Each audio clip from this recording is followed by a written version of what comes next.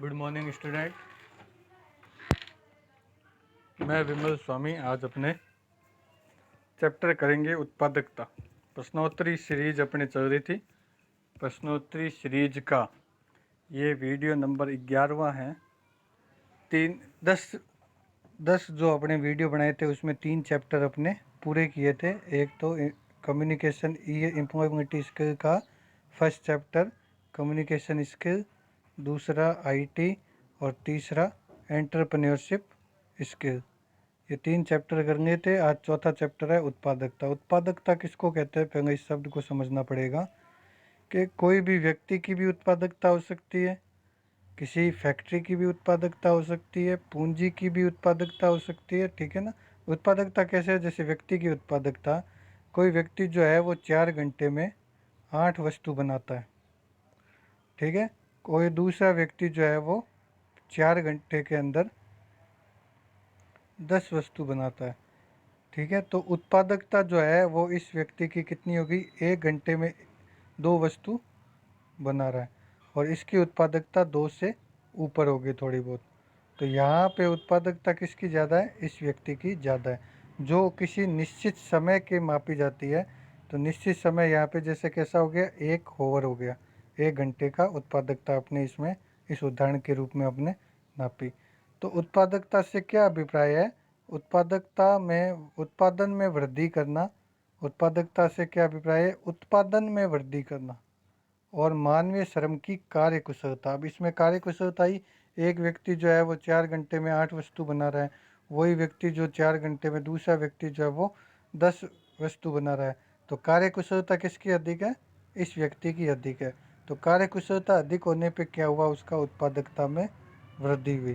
तो उत्पादकता में वृद्धि करना और मानवीय श्रम की कार्य कुशलता से को क्या कहते हैं, उत्पादकता कहते हैं। उत्पादकता सूत्र क्या है, कुल उत्पादन बटा प्रयुक्त साधन। कुल उत्पादन बटा प्रयुक्त साधन यानी आउटपुट बटा इनपुट, ओ बटा आई, आउटपुट बटा इनपुट। तो अपने उत्पादकता जैसे व्यक्ति की नापी थी, तो वो कैसे नापी थी कि 8 वस्तु बना रहा है, 4 घंटे में बना रहा है, तो उत्पादकता कितनी आ गई, 2। तो कुल उत्पादन कितना था, 8। ठीक है। कार्य कितना किया था, कितने घंटे कार्य किया था, 4। ठीक है। तो ये क्या हो गया, आपके प्रयुक्त साधन। तो प्रयुक्त साधन में पूंजी भी आ सकती है आपकी। ठीक है। समय भी आ सकता है आपके। ठीक है ना। या व्यक्ति की संख्या भी आ सकती है। तो ये सब इनकी व्यक्ति की उत्पादकता है, पूंजी की उत्पादकता है, समय की उत्पादकता है। इस तरीके से इसको मापा जाता है। तीसरा क्वेश्चन है, औद्योगिक उत्पादकता में कमी या वृद्धि नियमित रूप से एक घटक का परिणाम नहीं, अनेक घटकों का क्या है, प्रतिफल है। यानी औद्योगिक में किसी उद्योग की उत्पादकता बढ़ती है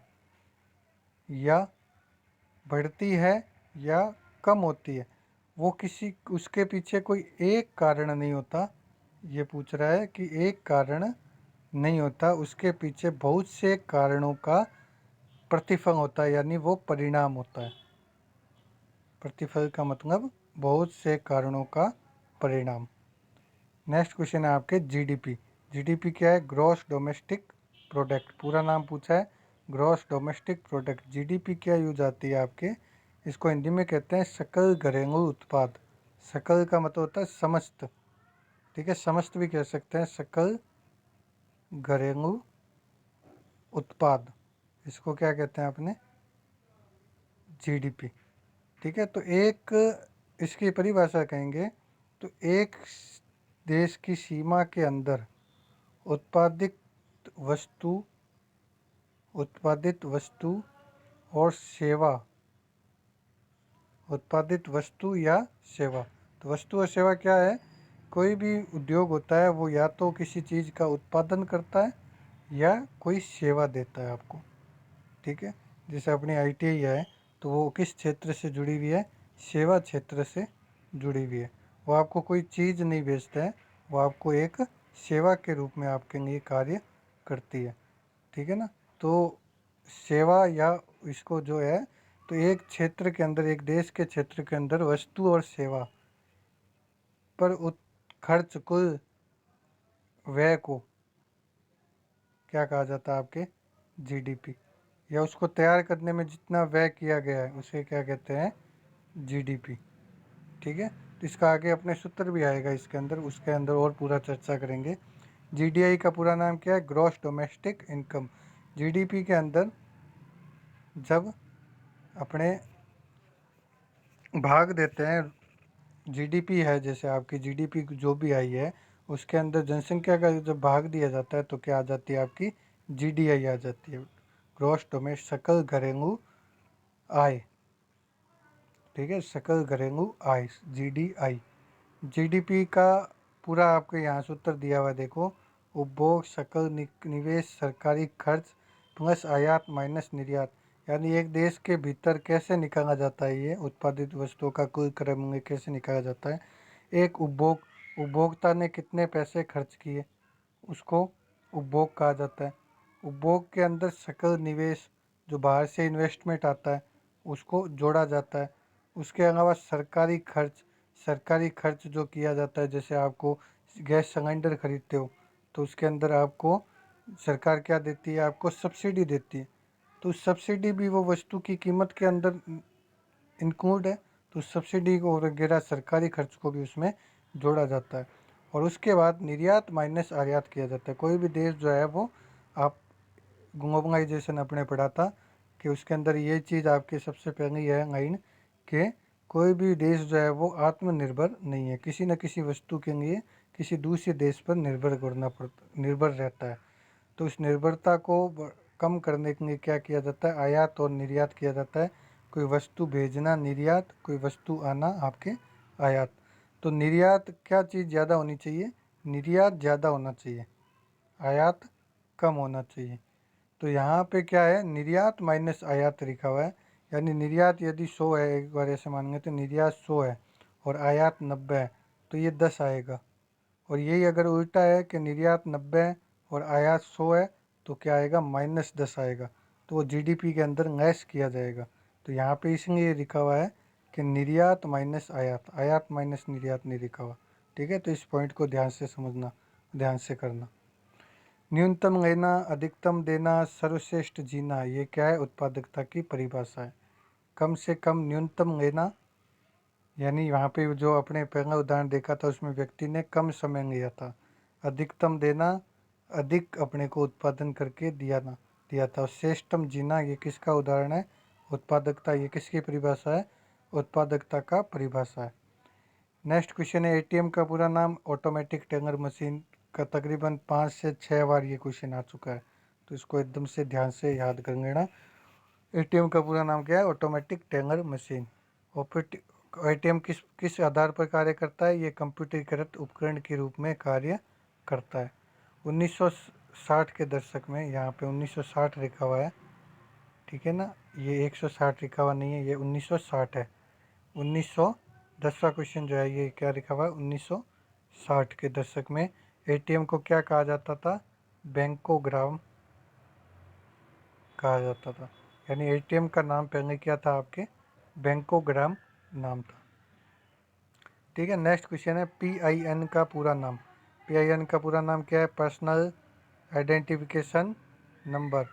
पीआईएन, पर्सनल आइडेंटिफिकेशन नंबर। तो आपको एटीएम कार्ड होता है, उसमें एक नंबर दिया जाता है, ठीक है, तो उसे भी क्या कहा जाता है, पिन।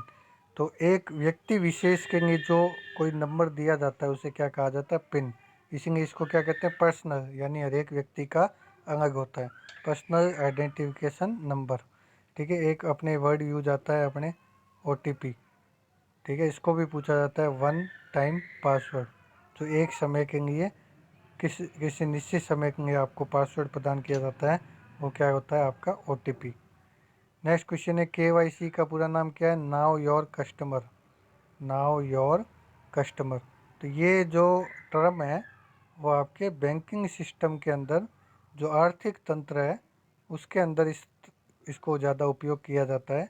तो यहाँ पे क्या है, आप कोई भी बैंक का ग्राहक है तो उसको केवाईसी करवानी पड़ती है आजकल। केवाईसी का मतलब है कि वो बैंक का कर्मचारी या बैंक जो है वो पूरा सिस्टम जो है वो आपसे किसी भी तरह की आपसे संबंधित जानकारी प्राप्त करते हैं और उन सारी जानकारियों का एक डेटा रखते हैं ताकि उन्हें पता रहे कि उनके बैंक के अंदर जिसका खाता है या जो कस्टमर बैंक में लेन देन कर रहा है वो किस प्रवृत्ति का है, कहाँ का है, क्या है, सब कुछ उसकी जानकारी जो है उस बैंक के पास रहती है।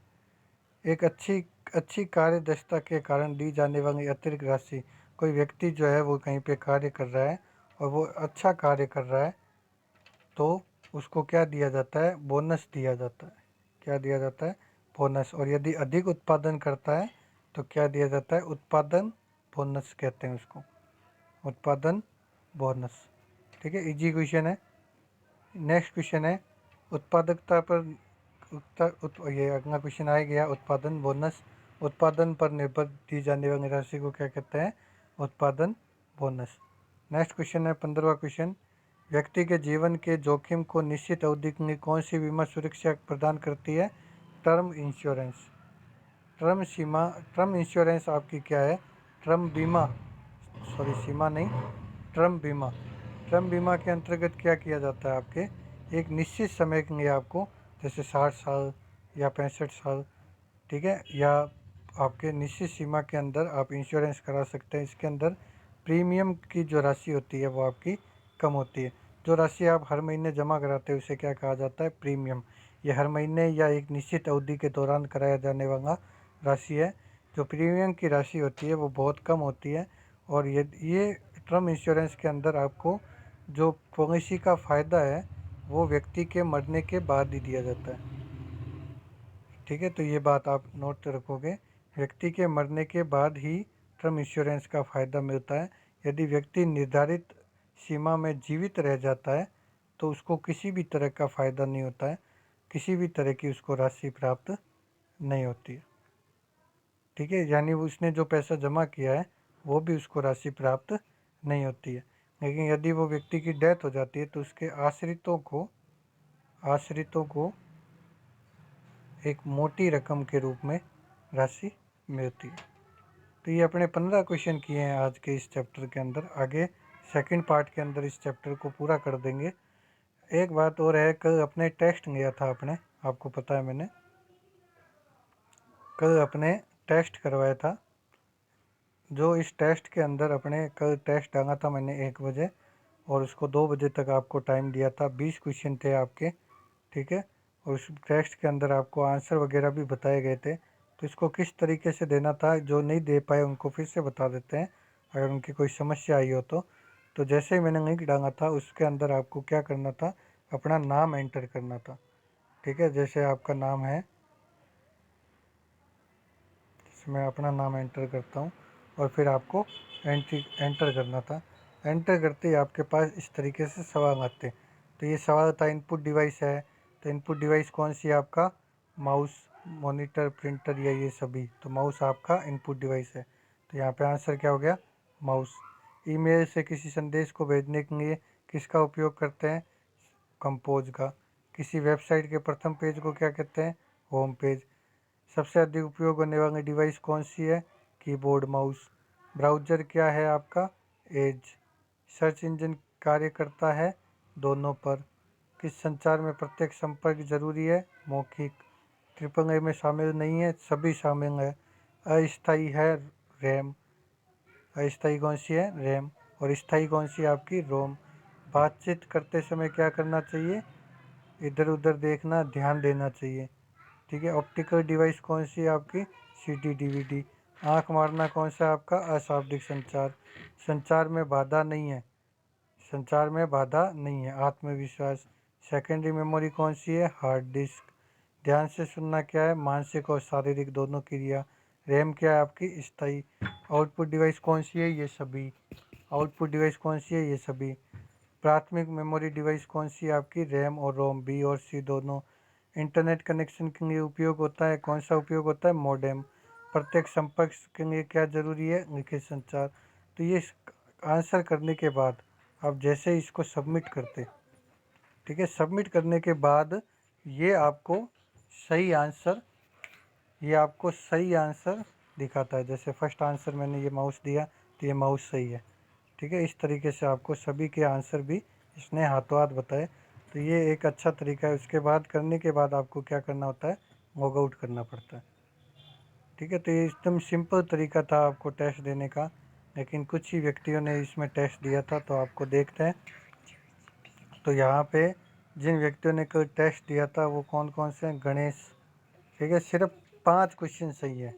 अब 25 में से सिर्फ 5 क्वेश्चन सही किए, ठीक है। अब ये कैलाश ITI जो है उसने 2 बार पेपर दे दिए, 60%, 12 क्वेश्चन ही सही किए। लक्ष्मी नारायण ने भी 2 बार पेपर दे दिया, ठीक है। तो टोटल स्टूडेंट देखे तो सिर्फ 4 स्टूडेंट ने पेपर दिया, बाकी ने पेपर नहीं दिया। तो अब ध्यान रखना, यहाँ से जो भी नंबर आपके जाएंगे, आगे जो भी टेस्ट होंगे, वो सभी आपके इन ऑनलाइन क्लासेज के अंदर उपस्थिति पर निर्भर करेगा, ठीक है। तो धन्यवाद, यहाँ पे वीडियो को समाप्त करते हैं।